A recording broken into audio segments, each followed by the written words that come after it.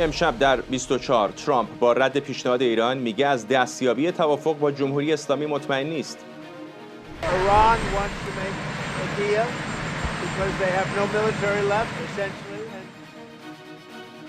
رئیس جمهوری آمریکا گفته از مذاکره با تهران ناراضیه و تاکید کرده رهبری در ایران پراکنده و گسسته شده. گام تازه برای بازگشایی تنگه هرمز به ابتکار فرانسه و بریتانیا. پاریس میگه این طرح مکمل تلاش‌های آمریکاست. ادامه تهدیدات جمهوری اسلامی علیه کشورهای حوزه خلیج فارس. نماینده مجلس میگه امارات لانه اسرائیل شده. ابوظبی هم میگه هیچ توافقی با تهران قابل اعتماد نیست. از استودیوی ایران اینترنشنال این 24 است با فرداد فرهزاد. بینندگان ایران اینترنشنال در ایران و سراسر جهان سلام و وقت بخیر. دونالد ترامپ میگه از آخرین پیشنهاد ارسالی جمهوری اسلامی رضایت نداره و تاکید کرده مذاکرات همچنان به صورت تلفنی در جریانه، هرچند که او مطمئن نیست توافقی حاصل بشه. به گفته رئیس جمهوری آمریکا در حال حاضر فقط دو گزینه در قبال حکومت ایران وجود داره، یا توافق یا بمباران شدید. ترامپ در جواب سوال خبرنگار ما سمیرا قرایی با تمجید از نقش مثبت اسلام آباد در مذاکرات به بحران رهبری در درون حکومت ایران اشاره کرده و گفته رهبری در جمهوری اسلامی از هم پاشیده و نابود شده. خود خبرنگارمون سمیرا قرایی از کاخ سفید با ماست. سمیرا، همین چند دقیقه پیش از رئیس جمهور سوال پرسیدی، به نظر نمیاد که او خیلی راضی باشه از روند چانه‌زنی ها با تهران. به هیچ عنوان و در خور توجه بود به این خاطر که خب ما از امروز صبح حالا به وقت ما اینجا در شرق آمریکا راجع به پیشنهادات تازه جمهوری اسلامی شنیده بودیم. اینکه پیشنهادات تازه دادن تغییر کرده پیشنهاداتشون در قیاس با اون چیزی که هفته پیش تسلیم پاکستان کرده بودند. آقای ترامپ راضی نبود. از روز دوشنبه ویتکاف نشسته بود با طرف ایرانی روی اون پیشنهادات کار کرده بود و اعلام شد که این پیشنهادات تسلیم پاکستان شده و 9 صبح هم به وقت ما اینجا در آمریکا گفتند که پاکستانی ها رو در اختیار دولت آمریکا قرار دادن. ولی وقتی آقای ترامپ آمد در جمع خبرنگاران صحبت بکنه خیلی واضح بود که هیچ چیزی در اون چیزی که جمهوری اسلامی جلوش گذاشته توجهش رو جلب نکرده و چندین بار خیلی روشن گفت بعید میدونه که بتونه توافقی به دست بیاره. گفت اونها از ما چیزهایی میخوان که من نمیتونم باهاش موافقت بکنم. من هم از آقای ترامپ سوالی پرسیدم راجع به بحث اسلام آباد. هفته پیش زمانی که آقای ترامپ آمد گفت آتش بس رو تمدید میکنه و بعد آمد اعلام کرد که من تیمم رو نمیفرستم. 18 ساعت پرواز لزومی نداره که این همه راه رو برند و در نهایت هم کاغذی رو جلوی ما بگذارن که به درد ما نمیخوره. ازش پرسیدم که آیا این بار با توجه به این پیشنهادات تازه که دریافت شده حاضر هست که بفرسته تیمش رو به اسلام آباد. بریم بشنویم پاسخ آقای ترامپ رو. We have great respect for Pakistan and Islamabad and ما احترام زیادی برای پاکستان و اسلام آباد قائل هستیم و همچنین احترام بسیار زیادی برای نخست وزیر و فیلد مارشال داریم. آنها همچنان با ما همکاری می‌کنند، اما این سفر بسیار طولانی است و ما در حال حاضر همه چیز را از نظر مذاکرات به صورت تلفنی پیش می‌بریم. آنها تلاش کردند، اما مطمئن نیستم که هرگز به نتیجه برسند. اختلافات بسیار زیادی وجود دارد. رهبران ایران مشکلات زیادی برای کنار آمدن با یکدیگر دارند. رهبری بسیار پراکنده است. 2 یا 3 گروه، شاید حتی 4 گروه وجود داره و این یک رهبری بسیار ناهماهنگ است. با این حال همه آنها می‌خواهند به توافق برسند، اما اوضاعشان کاملا به هم ریخته است. فرداد، نکته‌ای که وجود داشت در صحبت آقای ترامپ در مجموع تمامی جواب‌هایی که به خبرنگاران داد راجع به ایران، یک کلمه جدید اضافه شده به صحبت آقای ترامپ و اون عبارت دیسجوینتد هست، یعنی گسستگی، یعنی جوین بودن، اون اتصال افراد در بدنه نظام جمهوری اسلامی از بین رفته. این بسیار نکته مهمی بود. در صحبت با من به این اشاره کرد و گفتش که پیشنهاداتی دادن، بعید میدونم که به توافق برسن. بعد گفت 2، 3 و حتی 4 گروهند که اینها دارن با هم رقابت میکنند و میخوان با ما به توافق برسند. و بعد این خط صحبت رو ادامه داد. این از هم گسسته بودن افراد مختلف در بدنه نظام جمهوری اسلامی رو ادامه داد و اینکه اینها به جان هم افتادن و همگی هم میخوان با ایالات متحده توافق بکنند و تاکید کرد که حتی اون افراد تندرو هم به دنبال این هستن که با ایالات متحده توافق بکنن. روشن نیست دقیقاً این 3-4 گروهی که راجبش آقای ترامپ صحبت میکنه چه کسانی هستن. اینجا در رسانه‌های ایالات متحده یک دوگانه‌ای درست شده که در این دوگانه IRGC یا سپاه پاسداران رو که بسیار هم اینجا داره راجبش صحبت میشه با همین عبارت، اینها رو یک طرف میگذارند و قالیباف و عراقچی و پزشکیان رو به عنوان افراد میانه روتر یک طرف دیگه. این چیزیه که رسانه‌ها ترسیم میکنند. ولی خب دولت آقای روبیو صحبتاشو شنیدیم که او موافق نیست با این صورت بندی. الان آقای ترامپ داره از 3 یا 4 گروه حتی صحبت میکنه، راجع به از هم گسستگی این افراد داره صحبت میکنه و در این حال اشاره کرد به جلسه‌ای که روز گذشته اینجا در کاخ سفید داشت با دریابد کوپر، با ژنرال دنکین رئیس مشترک نیروهای مسلح. 45 دقیقه اون جلسه به طول انجام میده. اعضای تیم شورای امنیت ملی آمریکا هم بودند. گزینه‌هایی جلوی آقای ترامپ گذاشته که انفجارهای بزرگ رخ بده. این اصطلاحی بود که به کار برد. میدونیم که در جلسه دیروز راجع به حملات برق‌آسا بسیار سنگین و کوتاه مدت صحبت شده. گزینه‌های جلوی آقای ترامپ گذاشته شده. این رو بهش اشاره کرد و گفت یا میتونیم بریم اونجا و بزنیم همه چیز رو منفجر بکنیم یا به یک توافق برسیم. داریم میبینیم که میخوایم چه بکنیم. ولی همزمان به شکل مداوم هم راجع به این صحبت میکرد که نمیتونه توافق بکنه، توافقی در کار نیست. جمهوری اسلامی نمیتونه به اون حدی برسه که با ایالات متحده بتونه توافق بکنه. یک نکته دیگر رو هم بگم در خور توجه هست، این رو از وزارت دفاع ما امروز شنیدیم و اون اینه که گروه ضربتی باکستر هم امروز وارد منطقه شده. فرداد. ممنونم از تو سمیرا قرایی از کاخ سفید در واشنگتن دی سی. در ایران شماری از امامان جمعه میگن برنامه هسته‌ای و موضوع تنگی هرمز قابل مذاکره نیست و پافشاری آمریکا برای گفتگو تسلیم کردن ایرانه. در همین حال وزیر خارجه جمهوری اسلامی در تماس با همتایانش در ترکیه، قطر و عربستان سعودی تاکید کرده تهران با وجود به گفته او سوء ظن مطلق به واشنگتن وارد دور جدید مذاکرات شده. آرام حسامی استاد علوم سیاسی کالج مونتگومری از مریلند و مصطفی دانشگر تحلیلگر سیاسی از دیترویت با ما هستند. آقای حسامی، این که آقای ترامپ دائما میگه که حکومت در ایران رهبریش گسسته شده، یک رهبری منسجم وجود نداره، گروه‌های مختلف با هم درگیرن، طبیعتاً به طرفی که داره با او چانه زنی میکنه خب در داخل ایران کمک نمیکنه. چرا به نظرتون همش پررنگ میکنه این موضوع اختلافات در داخل ایران رو؟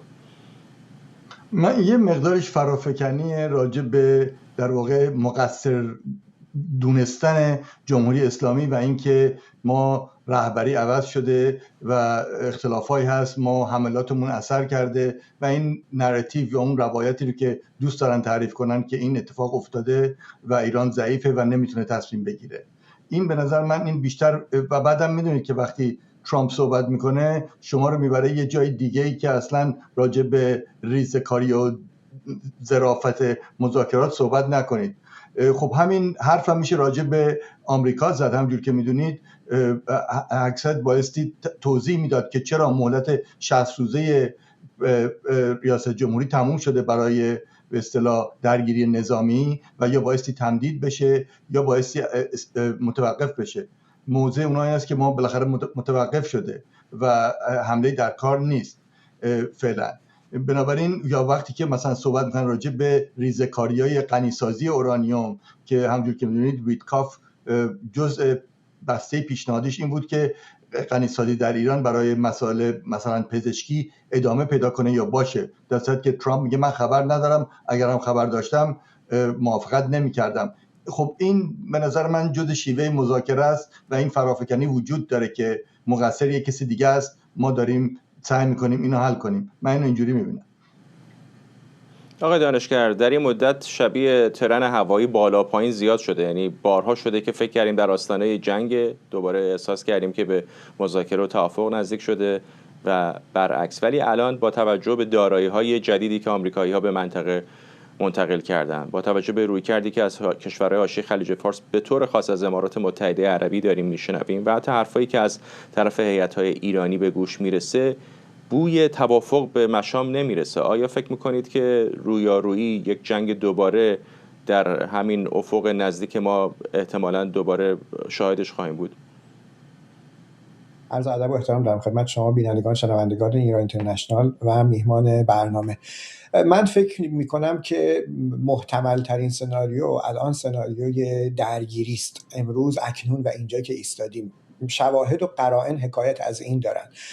یک گسست و شکاف پرناشدنی وجود داره که قابل هیچ پل زدنی هم نیست میان آنچه ایالات متحده میخواد. به نظر من خواسته های ایالات متحده، حالا علیرغم مسائلی که در مورد جزئیات وجود داره، کلیاتش بسیار روشنه، مربوط به نه امروز و دیروز بلکه از دهه 80.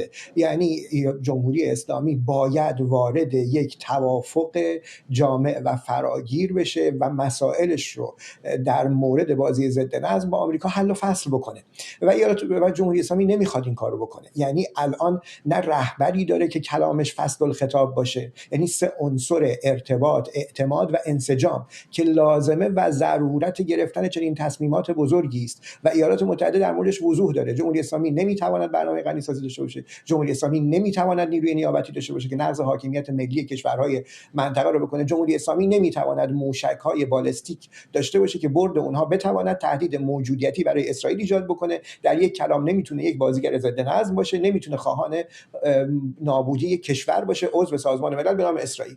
اینا خیلی روشنه، آمریکایی‌ها تصوراتش روشنه.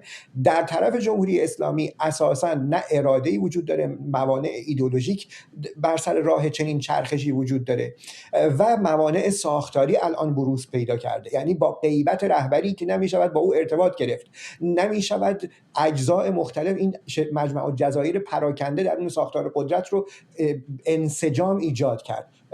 خانم قرایی خبرنگار شما اشاره کردن به این عبارتی که آقای ترامپ مرتب داره اشاره میکنه بهش، یعنی disjointed، یعنی مقام اون انسجام رو نداره ساختار که بتواند به یک اجماع برسه. اون هم بر سر چنین پرونده کلانی، پرونده مهمی که چرخشه و معناش هم استحاله موجودیتی جمهوری اسلامی است. اینا دست به دست هم داده و عملا امکان رسیدن به توافق رو در یک بنبست قرار داده. وقتی بنبست شکل میگیره، راه خروج از بنبست جنگه، ولی این جنگ الان دیگه ترکیبیه، یعنی بخشیش اقتصادیه، کاری که عملا آقای بسنت داره انجام میده به عنوان یک ژنرال جنگ اقتصادی در میدان، به علاوه بخش دیگریش که نظامیه و شما اگه در اخبار حتما خوندیم اینه که آقای کوپر و آقای دنکین حرفشون اینه که و پنتاگون اساسا حرفش اینه که برای خروج از بنبست دیپلماتیک باید یک مواجهه نظامی انجام بشه. این یک مسئله است. در طرف ایرانی هم اساساً چون جمهوری اسلامی برای حل مشکلات داخلیش راه برون رفتی نداره، در مسئله حکمرانی، در حل مسائل اقتصادی راه رو جز در یک مواجهه نمیبینه. شما تحلیلگران نزدیک به نظام جمهوری اسلامی این روزها بشنوید و پیگیری بکنید، حرفشون اینه که ما اگر این جنگ اقتصادی فقط و فقط محدود بماند و ادامه پیدا بکنه، دراز مدت بشه، خیابان رو از دست خواهیم داد، مجدداً موج ناآرامی ها بروز خواهد کرد. بنابراین خب حالا چیکار بکنیم؟ بریم به استقبال یک مواجهه نظامی. اینا دست به دست هم داده، به نظر میرسه مجموعاً رویارویی رو اجتناب ناپذیر کرد.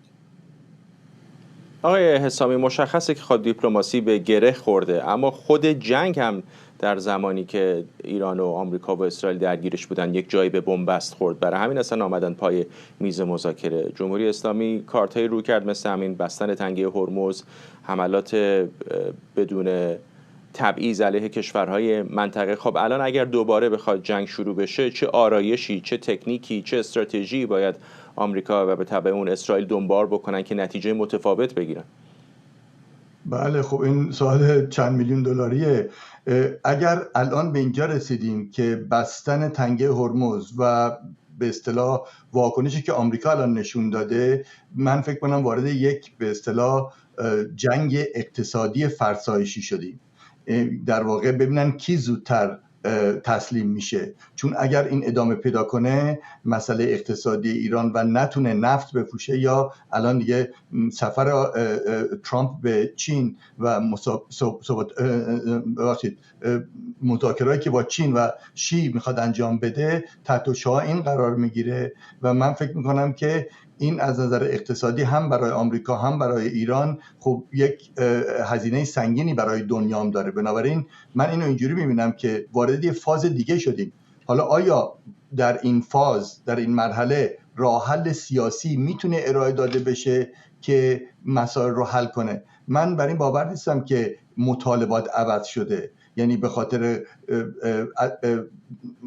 جانشینی خامنه‌ای یا مجتبی الان سر کار بودن یا مریض بودن یا مجروح شدن مطالبات جمهوری اسلامی عوض شده. همونجور که شما اشاره کردید، هم امام جمعه تهران هم امام جمعه مشهد علم الهدی خیلی محکم دوباره راجع به این که ما موضعمون راجع به مسئله اتمی ایران عوض نشده، راجع به تواناییمون، راجع به مسئله به اصطلاح رو در روی با آمریکا و هنوز حتی انتقام سلیمانی رو نگرفتیم. بنابراین اون روایتی که از اونجا بیرون میاد از این موضوع است که ما هنوز سر کاریم و هنوز داریم مبارزه میکنیم. بیشتر مسائل به محاسبه نیست، یعنی کلکولیشن نیست، میس کلکولیشنه که بعضی موقع دست خودتو بیشتر از اونی که هست میبینی. من فکر کنم آمریکا هم در این موضوع در واقع ذی‌نفعه که چجوری بتونه این مسئله رو حل کنه، چون تنگه هرمز فقط مسئله آمریکا هم نیست، الان مسئله کشورهای منطقه هم هست. تا کی میتونن اینو تحمل کنن و آیا راهکار سیاسی وجود داره راجع به اصطلاح تنگه هرمز؟ پیشنهاد جمهوری اسلامی این بود که تنگه هرمز رو باز کنیم واسه هر دو طرف، بعد وارد صحبت‌های حالا اتمی و اینا بشیم. و من اینجوری دارم میبینم که صحبتایی که راجع به تشریعی که راجع به حمله هست ممکن هنوز رو میز باشه برای امتیاز گرفتن، اما راهکار سیاسی همونجوری که شما گفتید اگر وجود نداشته باشه دوباره همین معضل وجود داره. تا چقدر زیر ساخت‌ها رو بزنن، تا چقدر میتونن از طریق هوایی این مسئله رو حل کنن. و این نظر من هنوز معضلی که ترامپ باعث بهش جواب بده. من فکر کنم اون جنگ فرسایشی اقتصادی اینجوری، حتی روزنامه یا سایت دنیای اقتصادم از یک جنگ سرد اقتصادی بین آمریکا و جمهوری اسلامی داره می‌نویسه این روزا. آقای دانشگر، یک ضربه‌ای که به نظر هر دو طرف دردش رو شاید حتی بیشتر از خود جنگ تمام عیار احساس کردن، همین داستان بستن تنگه هرمز بود. چه موقعی که ایران بست و اقتصاد منطقه و جهان متاثر شد، چه الان که آمریکا رو به کشتی‌های ایرانی یا کشتی‌هایی که به بنادر ایرانی میرن و میان بسته و طرف ایرانی به روشنی دردش رو داره احساس میکنه. جنگ میدونیم که کم هزینه نیست، غیر قابل پیش بینی است، در زمینه‌های مخالفت‌های داخلی داره، حتی در داخل ایران هم ممکنه بعضیا رو مردد بکنه، حتی نگاه‌ها متفاوت بشه، کسانی که در ابتدا موافق جنگ بودن مخالف جنگ بشن، هزینه‌های ناخواسته داره، تلفات غیر نظامی داره. آیا از نقطه نظر استراتژیک اتفاقا بهتر نیست برای آمریکا که این رو فرسایشی بکنه، همین محاصره تنگه هرمز رو ادامه بده به امید اینکه اعتراضات داخلی فشار اقتصادی حکومت رو از پا بندازه؟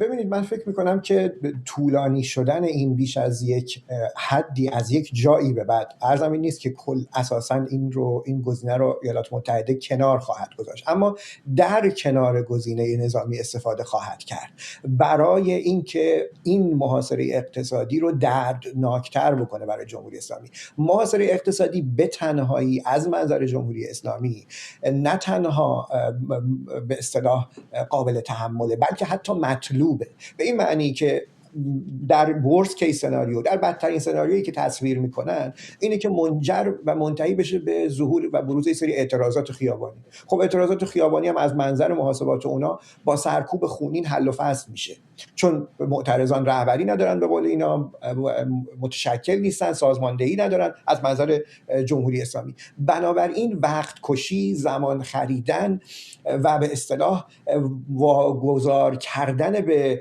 فرسایشی شدن مسئله اقتصاد، هزینه ها، نارضایتی رو با توجه به مثلا در پیش بودن انتخابات میان دوره‌ای، مسابقات جام جهانی، از نظر محاسبات مقامات جمهوری اسلامی دارم میگم، نه تنها بد نیست بلکه حتی مطلوبه، بلکه یک عده‌ایشون به اون سمت دارن سوق میدن که بله آقای ترامپ خسته میشه، در نهایت چون دنبال پیروزی سریع بوده، برق‌آسا بوده، محقق نشده، رها میکنه بره. اما مسئله اینجاست که این برای آمریکایی‌ها و به خصوص ضلع سوم این معادله یا عنصر سوم این معادله یعنی اسرائیل اصلا مطلوب نیست. اسرائیلی‌ها نیازمند این هستند که هرچه زودتر این مسئله قبل از تابستان، آغاز تابستان، در مورد جمهوری اسلامی حل و فصل بشه. آثارش بر اقتصاد اسرائیل، ناامن کردن شهرک‌های شمال اسرائیل نمیتونه بیش از این ادامه داشته باشه، به خصوص این که اگر موقعیت داخلی آقای ترامپ تضعیف بشه و جمهوری اسلامی در این وضعیت رها بشه بعد از این همه هزینه‌ای که اسرائیل متقبل شده بعد از 7 اکتبر تا امروز، نیروهای نیابتی جمهوری اسلامی رو به اصطلاح بازوهاش رو کوتاه کرده، دستشون رو کوتاه کرده، تا حدود زیادی تضعیف کرده، این فرصت رو، این مجال رو به جمهوری اسلامی میده، به خصوص اگر همراه بشه با آزاد کردن بخشی از دارایی‌های بلوکه شده. یعنی یک توافق نصف نیمه بدتر از برجامی حاصل بشه، پولی رو در اختیار جمهوری اسلامی قرار بده که اجازه بده بهش توان موشکیش رو بازسازی کنه و نیروهای نیابتیش رو مجددا سر و سامان بده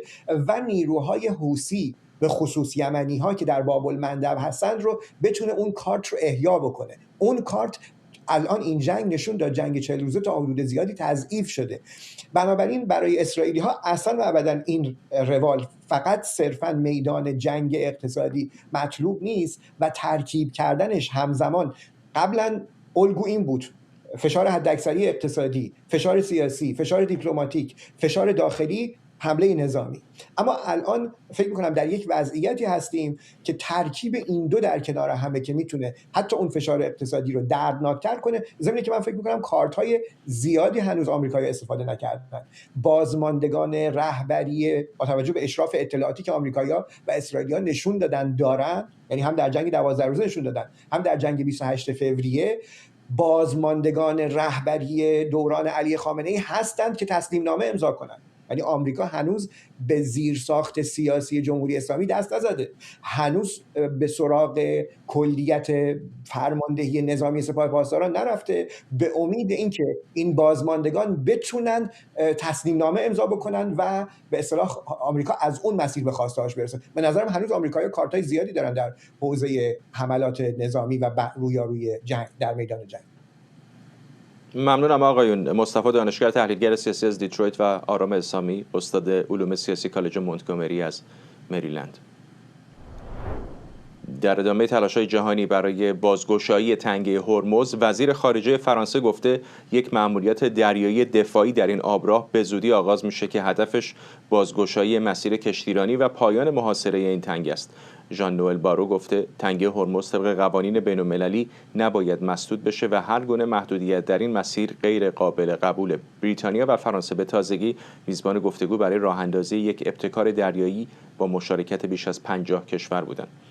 خبرنگارمون لیلی نیکفر از بروکسل با ماست. لیلی، مشخصه که مکانیزم این عملیات تدافعی به قول اونها چه خواهد بود؟ چه شکلی قراره کمک بکنن به باز شدن تنگه؟ آقای بارو امروز در سفرش به ابوظبی داره میگه که برنامه ریزیش تکمیل شده، اما وقتی ازش سوال میکنم میگه جزئیات بیشتری رو در این مرحله نمیتونم ارائه بدم. چیزی که داره بهش اشاره میکنه میگه به مرحله پیشرفته رسیده. اینکه ترکیب نظامی این مأموریت چطوری باید باشه، کدوم کشورها مأموریت‌های نظامی به گفته خودشون اسکورت‌های کشتیرانی رو میخوان به عهده بگیرن، اعلام نشده یا هنوز معلوم نیست. در کل چند تا مسئله رو عنوان کردن تا الان.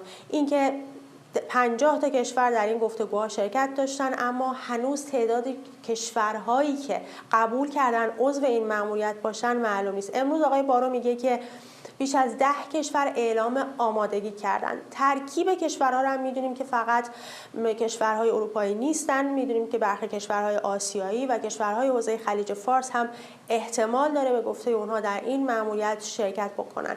خدماتی که این مأموریت در واقع اهدافی که این مأموریت میخواد دنبال کنه این هست: یکی هماهنگی‌های اطلاعاتی که میتونه برای هم در واقع گروه‌های نظامی، هم برای شرکت‌های کشتیرانی و شرکت‌های بیمه مهیا بکنه. مشارکت در مینزدایی به گفته اونها، ولی هنوز معلوم نیست این مشارکت در مینزدایی در چه مرحله‌ای میتونه انجام بشه و با هماهنگی ایالات متحده آیا اصلا امکان پذیر هست یا نه، و اینکه اسکورت ایجاد بکنن و به قول خودشون امنیت کشتیرانی رو تضمین بکنن. میگه که مغایر با مأموریت دونالد ترامپ نیست، میگه حتی میتونه مکمل باشه و این دوتا مأموریت با هم، این دوتا ابتکار با هم در رقابت نیستن، اما تأکید میکنه که این مأموریت برای زمانی است که تنش‌ها پایان پیدا کرده یا تنش‌ها کاهش پیدا کرده، با توجه که خب میدونیم که الان هنوز روندی که در اسلام آباد وجود داره به یک پایان واضحی نرسیده و هنوز هم ابهام‌های زیادی وجود داره و در داخل اتحادیه اروپا هم اونطور که رسانه‌ها گزارش میکنن مبهم دارن به این مأموریت نگاه میکنن. خانم فوندرلاین حمایت کرده از این مأموریت، اما میگه که رسانه‌ها میگن که برخی از کشورها از ماهیت حقوقی این چارچوب حقوقی و این ابراز تردید کردن و میگن که چنین مأموریتی باید تحت نظر شورای امنیت طراحی و اجرا بشه، ولی به هر حال این قصه سر دراز داره. ممنونم از تو. لیلی نیکفر از بروکسل با ما.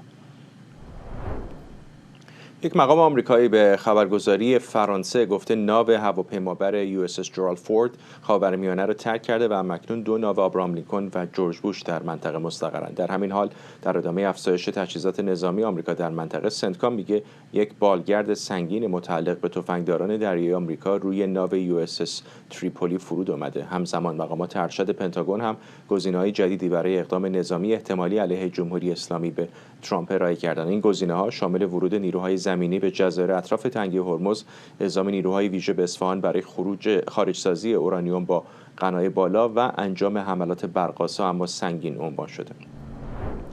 فرزین ندیمی، پژوهشگر ارشد امور دفاعی امنیتی در مؤسسه واشنگتن از همین شهر به ما پیوسته. آقای ندیمی، بوی از سرگیری جنگ به مشام میرسه. اگر دوباره شروع بشه به نظرتون چه تفاوتی با دور اول خواهد کرد؟ چه استراتژی‌های جدیدی خواهیم دید؟ به نظر میرسه که همونطور که فرمودین احتمال شروع دوباره جنگ خیلی زیاد هست. تحرکاتی که در حال انجام هست همین طی روز اخیر، همین امروز ما پروازهای ترابری متعددی رو میبینم که از خاک آمریکا از طریق اروپا به خاورمیانه میاد. ناوگروه اپامبر جورج دبلیو بوش هم که کاملا مستقر شده. خروج ناوگروه فورد به نظر نمیرسه که خیلی تاثیر مهمی برای کل یک چنین اقدام جنگی داشته باشه، به خاطر اینکه از ابتدا هم تقریبا نقش پشتیبانی داشت در شرق مدیترانه برای دفاع موشکی و همینطور خب برخی از هواپیمای این ناوگروه در منطقه استفاده میشد و به نظر میرسه که اگر قرار باشه که دوباره درگیری شروع بشه، همونطور که اشاره کردیم و یکی از سناریوهایی که ارائه شده به رئیس جمهور آمریکا، یک به نوعی عملیات نظامی در منطقه تنگه هرمز، جزایر مشرف به تنگه هرمز و شروع ابتدای خلیج فارس و همینطور هم بخشای از سواحل خلیج فارس که مشرف به تنگه هرمز هست، به خصوص قسمت‌هایی که به نسبت صخره‌های بلند هست و اشراف زیادی داره و به نظر من باید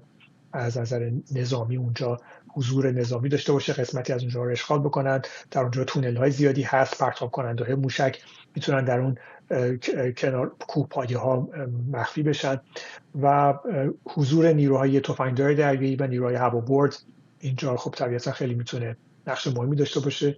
اما میتونیم انتظار داشته باشیم که از همون ابتدا این بار نیروهای زمینی نقش داشته باشن، برخلاف عملیات پیشین که خب همش از طریق هوا انجام میشد و در اواخر عملیات صحبت شد که استفاده از نیروی زمینی برای اشغال خارک اون موقع بحثش بود.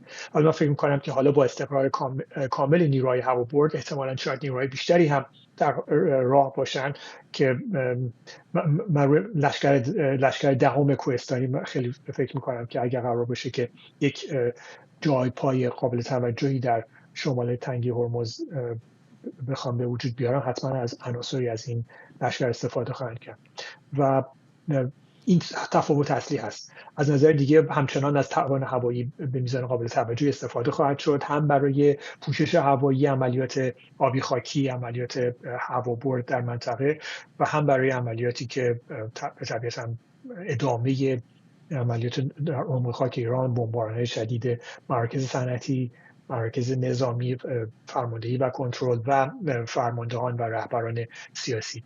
این همچنان در برنامه خواهد بود، ولی اینکه تا چه حد از نظر بمباران زیرساخت‌ها تاثیرگذار باشه یا تفاوت داشته باشه با عملیات قبلی، من فکر می‌کنم تا یه حد زیادی به رفتار حکومت اسلامی سپاه پاسداران مرتبط خواهد بود. اگر اونا حمله بکنن به زیرساخت‌های کشورهای امارات و دیگر کشورهای منطقه، تاکید می‌کنم امارات، چون من احساس می‌کنم که امارات در این دفعه یک نقش فعالتری در عملیات نظامی خواهد داشت. به خاطر همین ممکنه که در واکنش فوراً زیرساخت‌های امارات مورد حمله قرار بگیره، در نتیجه زیرساخت‌های ایران هم در واکنش میتونه آسیب ببینه.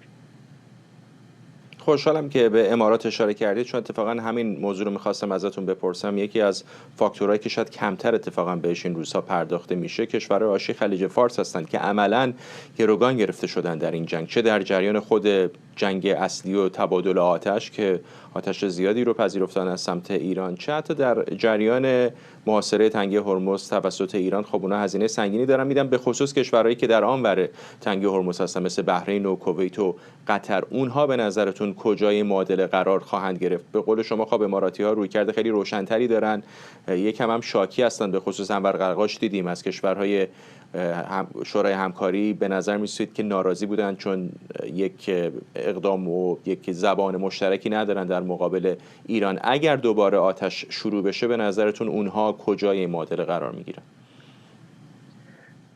در مرکزش، به نظر من در مرکز قرار خواهند گرفت از همون ابتدا، به خاطر اینکه خب حکومت اسلامی میبینه که چه نقش مهمی میتونه فشار بر این کشورها داشته باشه برای هم قسمتی از امکانات نظامی آمریکا رو به خودش معطوف بکنه و همین که در سعی بکنه که در اون دوباره سعی بکنه، هرچند که دفعه اول خیلی موفق نبودن، که در این در همفکری که به نوعی وجود داره بین کشورهای منطقه یک رخنه ایجاد بکنه و اونا رو دچار گسست بکنه. خیلی ناراحت هستن این کشورها، هم از ایالات متحده که به هر حال یک شرایطی به وجود آورده و حالا هر لحظه ممکنه که همجوری ول کنه بره و اون کشورها رو در ورود هم میکنن ایران قرار بده. همونطور که عرض کردم، من فکر میکنم احتمال میتونم بدم که بحرین و امارات به خصوص به نوعی نقش داشته باشن. عربستان هنوز خیلی تردید داره، کویت رو مطمئن نیستم، ولی امارات خیلی احتمالش زیاد هستش که به خصوص که پایگاه نظامی امارات الان دوباره فعال شدن از نظر پشتیبانی امکانات نظامی آمریکا، و به خصوص اگر عملیات نظامی که در منطقه خلیج فارس تنگه هرمز قرار باشه معطوف باشه به اونجا، طبیعتا نیاز به پشتیبانی لوجستیکی امارات وجود داره و در اون صورت امارات میشه گفت که خب البته در جنگ اول هم خیلی صدها درون، موشک کروز، موشک بالستیک به سمت امارات شلیک میشد. هیچ در این مورد هیچ اجرایی من از طرف حکومت اسلامی ندیدم در حمله کردن به اماراتی که خب این همه وابستگی مالی بهش وجود داشت، ولی احتمالاً این فشار خیلی بیشتر خواهد شد، مضاعف خواهد شد. ممکنه مرکز سیاسی امارات رو هم شامل بشه و به نوعی دیگه از مسئله برحذر داشتن و بازدارندگی خارج میشه، میره به سمت تنبیه کردن و در اون صورت ما میتونیم انتظار داشته باشیم که منابع اقتصادی امارات هم مورد حمله قرار بگیره و در واکنش طبیعتا حملاتی که به سمت زیرساخت‌های اقتصادی ایران در جنوب به خصوص خواهد شد، حتما امارات هم توش نقش خواهد داشت. ممنونم از شما. فرزین ندیمی، پژوهشگر ارشد امور دفاعی و امنیتی در مؤسسه واشنگتن. منوچهر متکی نماینده تهران در مجلس گفته امارات متحده عربی به لانه اسرائیل تبدیل شده و به گفته او این کشور با ایران برخورد خبیثانه داشته. همزمان انور قرقاش مشاور امور دیپلماتیک رئیس امارات متحده عربی حملات اخیر تهران به کشورهای حوزه خلیج فارس رو تجاوز وحشیانه علیه همسایه‌ها توصیف کرده و گفته به هیچ توافق یکجانبه‌ای با جمهوری اسلامی نمیشه اعتماد کرد. در همین حال منابع خبری از افزایش تلاش‌های امارات و اسرائیل برای استقرار سامانه دفاع هوایی لیزری و سامانه نظارتی اسپکترو در امارات برای مقابله با حملات پهپادی و موشکی جمهوری اسلامی خبر میدن. علی صدزاده تحلیلگر مسائل خاورمیانه از فرانکفورت به ما پیوسته. آقای صدزاده، به نظر میرسه که امارات در دور اول هم البته قرار داشت در وسط این جنگ ایران و آمریکا، ولی به شکل فزاینده‌ای داره نقش خصمانه‌تری با جمهوری اسلامی پیدا میکنه. اگر دوباره آتش شروع بشه چقدر به نظرتون احتمال ورود اماراتی ها هست و با توجه به اینکه اونها میزبان بسیاری از شهروندان و شرکت‌های بین‌المللی هستن، یک هاب بین‌المللی منطقه‌ای هستن، چقدر ضربه پذیر هستن اگر ایران بخواد حملات گسترده‌تری انجام بده؟ امارات وارد خواهد شد. من تقریبا مطمئنم که امارات وارد جنگ آینده خواهد شد اگر جنگی صورت بگیره. این حرفهای آقای قرقاش امروز تعیین کننده بود. گفت ما اجازه نمیدیم که یک جانبه مسئله تنگه هرمز حل بشه. یعنی ما در این که آینده تنگه هرمز چه باشد حرف داریم برای زدن. علاوه بر این، اگر این چیزی که تایمز اسرائیل نوشته واقعیت داشته باشه و مثل این که واقعیت داره که اسرائیل در پی این است که سامانه دفاعی لیزری که پیشرفته ترین سامانه دفاعی خود اسرائیل هست در امارات مستقر بکنه، در حقیقت نگاه اسرائیل هم عوض شده. یعنی اسرائیل هم امارات رو در حقیقت یک کشوری میبینه مثل کشور خودش، همونقدر قابل دفاع و اون اخطارهایی که همیشه نتانیاهو میداد که دشمن اصلی شما ما نیستیم، دشمن اصلی شما ایرانی ها هستن، این داره در حقیقت الان به واقعیت میپیونده. مسئله دیگری که هست اینه که امارات داره در حقیقت خودش رو آماده میکنه که اگر جنگ آینده صورت گرفت، حتی امارات داره خودش آینده میکنه که از یک به اصطلاح مذاکره نیمه بندی هم جلوگیری بکنه.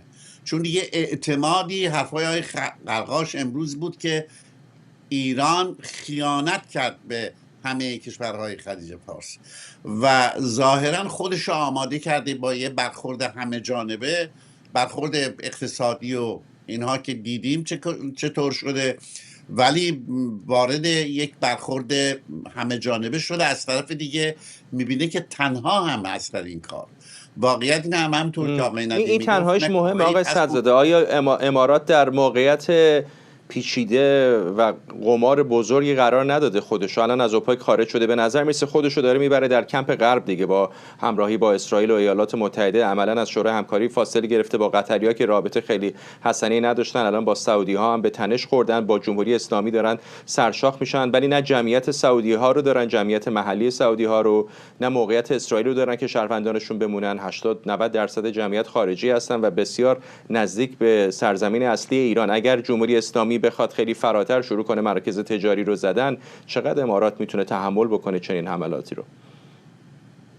اولا مسئله جنگ های امروزی آقای فرزاد دیگه تعداد آدم ها نیستن، مسئله تکنولوژیه و به همین علت امارات در پی این هست که تکنولوژی تهیه کنه برای این جنگ و اگر بتونه خودش از نظر هوایی چنان بکنه که در واقع پهپادها و موشک‌های ایران واقعا همون دفاعی رو داشته باشه که اسرائیل داره، عملاً کاری دیگه جمهوری اسلامی نمیکنه. جمهوری اسلامی که دیگه نمیتونه لشکرکشی کنه اونجا و احتیاجی به نیروی زمینی نداره به اون صورت. این در حقیقت مقصودم از جمعیت محلی بود، برای اینکه سعودی ها الزاما کشورشون رو ترک نمیکنن یا یهودیان اسرائیل رو زیر بمباران ترک نمیکنن، اما فرانسوی و بریتانیایی و ایرانی و شهروندان دیگری که در امارات هستن اگر ببینن کشور ناامن شده، خب بخش زیادی از اونها به خاطر همین امنیت به اونجا رفتن، ممکنه سرمایه یا حتی خودشون رو خارج بکنن.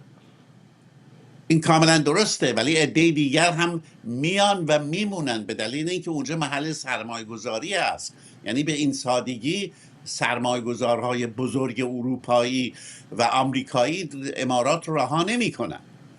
درست است ممکن است که افراد عادی اروپایی و فرانسوی و غیره برن از امارات، ولی افرادی که استراتژیک فکر میکنن و معتقد هستن. من تصادفی آخر هفته در جایی بودم که مثلا متخصصان و بیمه گذاران کشتی های خلیج فارس بودن که باشون صحبت میکردیم، اغلب حقوقدانان بودن و اونها از به اصطلاح تصمیم عجیب امارات گرفتن، صحبت میکردن که میخواهد اصولا کنترل خلیج فارس رو در دست بگیره با مشارکت اسرائیل، با مشارکت آمریکا و با اتکای با امکانات مالی که داره و امکانات تکنیکی داره فراهم میکنه و داره خودش. به هر حال حالا اینکه چه خواهد شد در آینده پیشگوییش مشکله.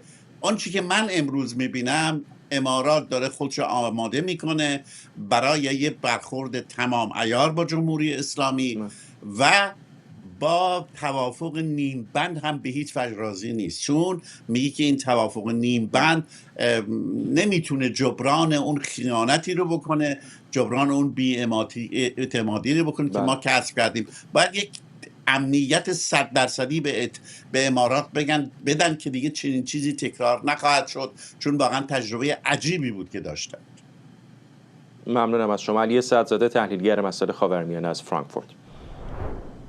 در ارتباط با تلاش‌های جمهوری اسلامی برای مقابله با تحریم‌های بین‌المللی، رویترز در گزارشی ویژه به استفاده گسترده از رمز ارزها برای دور زدن تحریم‌ها پرداخته. رویترز میگه بزرگترین صرافی رمز ارز ایران به اسم نوبیتکس توسط اعضای یکی از قدرتمندترین خانواده‌های سیاسی کشور تأسیس و مدیریت شده. گزارش میگه علی و محمد خرازی با استفاده از نام خانوادگی آقامیر این پلتفرم رو مدیریت میکنن و این شرکت حدود 70% از تراکنش‌های ارز دیجیتال ایران رو در اختیار داره. رویترز گفته این صرافی با حدود 11 میلیون کاربر تا صدها میلیون دلار در تراکنش‌های مرتبط با نهادهای تحریم شده از جمله بانک مرکزی ایران و سپاه نقش داشته. موضوعی که این صرافی رو بی اساس میدونه. همزمان با این گزارش وزیر خزانه‌داری آمریکا هم تاکید کرده جمهوری اسلامی به گفته او سر مار تروریسم جهانی و دولت ترامپ میخواد با شدت بیشتری منابع مالی از جمله رمزارزها رو قطع کنه. خبرنگارمون اردوان روزبه از استودیو دیگر ما در واشنگتن با ما. اردوان، بیشتر به ما بگو در مورد این گزارش رویترز و این صرافی خاص.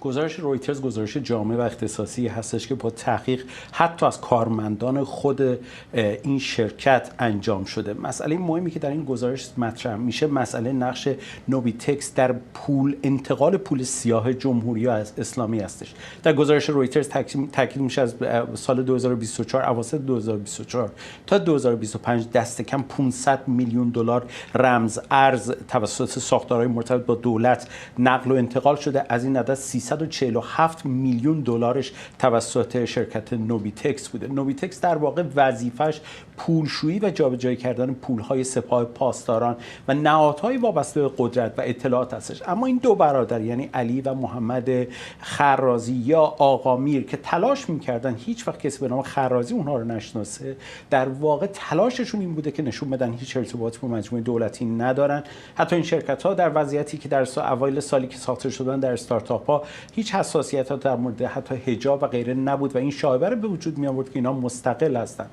اما حالا روشن‌تر رویترز با دست کم 9 کارمند این شرکت صحبت کرده که 6 تا از اونها تایید کردن که کاملا در جریان هستن که عملیات پولشویی سپاه توسط این شرکت انجام می شده. نکته‌ای که آقای بسنت هم داره اشاره میکنه دقیقاً همین، زدن سر مار تروریسم جهانی و تاکید بر شرکت‌های این چنینی، چون میدونید که در روزهای گذشته وزارت خزانه‌داری دست کم دسترسی 344 میلیون دلار کیف‌های پول جمهوری اسلامی را از بین برده و این نشون میده که جمهوری اسلامی روش‌های لازم رو برای دور زدن سیستم‌های نرمال و عادی مالی رو از بین برده بوده و بهترین ابزارش این بوده و آقای بسنت داره اشاره میکنه که تمرکز دولت ایالات متحده آمریکا بر این شیوه جمهوری اسلامی هستش که اون رو هم دستش رو کوتاه کنه یا به روایتی سر مار تروریسم رو با این شیوه از بین ببره و قطع کنه.